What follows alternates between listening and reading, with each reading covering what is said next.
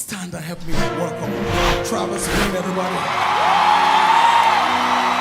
Stand and help me welcome Travis Green, everybody.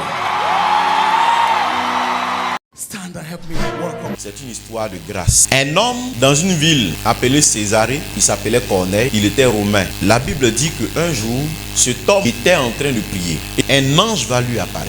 Et l'ange va lui dire, Corneille, Dieu a entendu tes prières et a vu tes aumônes. Il a vu tout le bien que tu fais aux pauvres. Et Dieu s'est souvenu de toi. Mais envoie quelqu'un dans la ville de Jopé. Pierre est là-bas. C'est mon serviteur. Allez lui dire de venir. Et Corneille va s'exécuter. Il va envoyer une délégation à Jopé pour aller chercher Pierre. Dans le même temps, la Bible dit, il a eu faim et on était en train de cuisiner un repas pour lui. Pendant qu'il attendait le repas, Pierre a une vision. Comme une nappe qui descend du ciel sur laquelle il y a des animaux, des quadrupèdes, des reptiles et tout ça. Et la voix lui dit, Pierre, tue et mange. Pierre répond pour dire, Seigneur, tu sais que je n'ai jamais rien mangé de souillé. Il dit, ce que moi je déclare pur, tu ne dois pas regarder ça comme souillé. Et la parole s'est répétée 3 fois et l'image a été retirée. Quelque temps après, Pierre entend des gens demander après lui. C'était la délégation envoyée par Corneille. Pierre sort, il dit, c'est moi que vous cherchez. Quel est le motif de votre venue? Il lui expliquait alors que Corneille, un officier de l'armée romaine, craint Dieu, a eu telle vision et nous a envoyé pour venir te chercher. Donc Pierre va les suivre sous l'instruction du Seigneur. Pierre part avec eux, mais à Jopé, il y avait des frères, des croyants qui étaient là, des disciples. Quelques-uns ont accompagné Pierre jusqu'à Césarée. Quand Pierre était presque arrivé, l'homme l'a fait venir, s'est levé. Il est venu se prosterner. Pierre l'a relevé, il dit, ne te prosterne pas devant moi, je suis un homme comme toi. Et ils sont entrés. Et Pierre a demandé quelle était la raison de sa venue. Corneille lui explique qu'il y a 4 jours, il était en train de prier et un ange lui est apparu. Et c'est l'ange qui lui a demandé d'aller chercher Pierre, aller le chercher. Donc il a envoyé des gens le chercher pour qu'ils viennent à eux. Mais entre-temps, Corneille avait réuni dans sa maison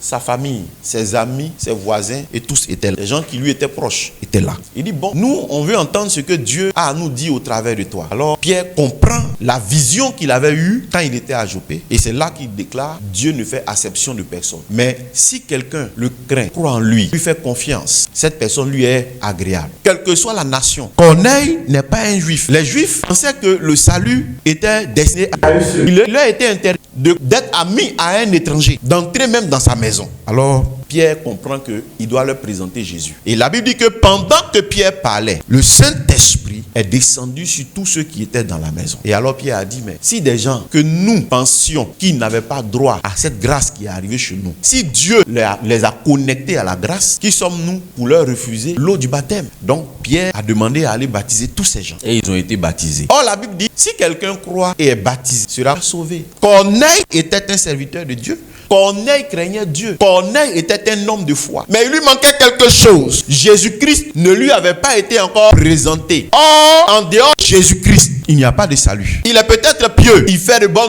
œuvres, mais ce n'était pas complet. Et cette chose qui manquait là, si lui, Corneille, ne l'avait pas, tout ce qu'il aurait fait sur la terre aurait servi à rien. Donc Dieu, dans son amour, va décider de faire grâce à Corneille. Mais Corneille n'est pas allé chercher la grâce. Corneille est resté chez lui. Corneille était en train de prier et puis la grâce que transportait Pierre est venue jusqu'à lui. La grâce a localisé Corneille là où il était. Mais regardez, je vais vous dire, à partir du chapitre 9, la Bible dit que Pierre a décidé de voyager. Et dans son voyage, il arrive dans une ville qu'on appelle Lydda. Il y a un homme qui s'appelle Énée, il est paralytique. Pierre arrive, il voit Énée et lui dit, Énée, au nom de Jésus-Christ, lève-toi et prends ton lit. Énée est guéri. Lui qui ne marchait pas, il retrouve l'usage de ses pieds. La grâce a touché Énée. La grâce va encore se déplacer. À Jopé, il y a une sœur en Christ. Elle s'appelle Tabitha. C'est Dorcas. On dit cette femme-là était une femme de foi. Elle aidait les veuves et les orphelins. Et Tabitha va tomber malade et elle va mourir. Les frères qui sont à Jopé, après l'avoir lavé son corps, l'ont placé dans une chambre haute, comme il est de coutume. Et ils vont apprendre que non loin de chez eux, Jopé, Pierre est là-bas. Alors ces frères-là, ils vont envoyer des gens pour aller chercher Pierre. Pierre arrive. Les frères et les sœurs montrent les œuvres de Tabitha. Pierre fait sortir tout le monde et Pierre déclare, lève-toi. Et Tabitha se réveille. La grâce est à Lydda, la grâce est arrivée à Jopé. C'est la grâce qui a localisé Corneille. Je veux dire à quelqu'un que l'année qui arrive, la grâce va te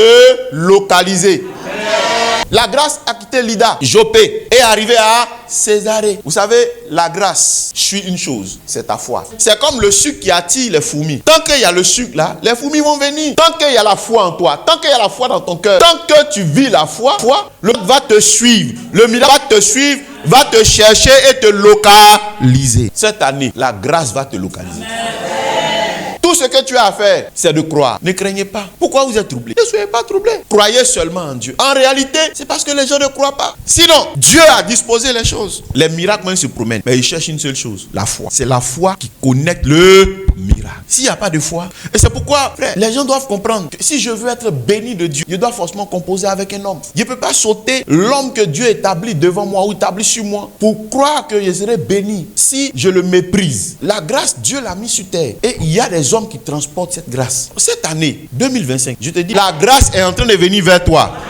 Comme c'est venu vers Corneille, c'est venu le trouver. C'est quitté à Lydda, c'est passé à Jopé, c'est venu le trouver. Tout ce que tu as à faire, c'est de croire. Qu'est-ce que Corneille faisait? Il croyait, il priait, il aidait les pauvres. On dit Dieu a vu tes prières et il a vu quoi? Tes aumônes. C'est pour dire que la grâce de Dieu ne se manifeste pas seulement à partir des prières. Au-delà de la prière, il y a d'autres œuvres qui existent. L'aumône est une œuvre de la foi. Les offrandes sont des œuvres de la foi. Les prémices sont des œuvres de la foi. Les dîmes sont des œuvres de la foi. Il y a plusieurs œuvres de la foi en dehors de la prière. Donc Dieu va regarder, va faire quoi? Va entendre tes prières, mais il faut aussi qu'il voit d'autres choses. Je ne sais pas ce que Aîné lui faisait. La Bible ne nous dit pas. Mais je sais une chose, c'est que la Bible dit il y a toujours une raison saine à la grâce. Tu vois quelqu'un qui est visité par la grâce, tu veux comparer ça à la chance. Non, c'est pas la chance. Il a fait quelque chose qui a fait que Dieu a porté son regard favorable sur lui. Sachez-le. Ça peut être quelqu'un qui vient toujours à l'église. À cause de son assiduité, Dieu lui fait grâce. Toi, tu vas croire qu'il n'a rien fait. Parce que tu ne considères pas ce qu'il fait là. Parce que toi, tu viens aujourd'hui, tu ne viens pas demain. Tu ne considères pas ça. Mais lui, c'est à cause de ça que Dieu lui a fait grâce. Tu vas voir quelqu'un qui vient toujours à l'heure. Il est toujours à l'heure. Dieu va lui faire une grâce pour ça. Parce que le fait d'être à l'heure là, ce n'est pas un homme qui l'honore, mais c'est Dieu qui l'honore.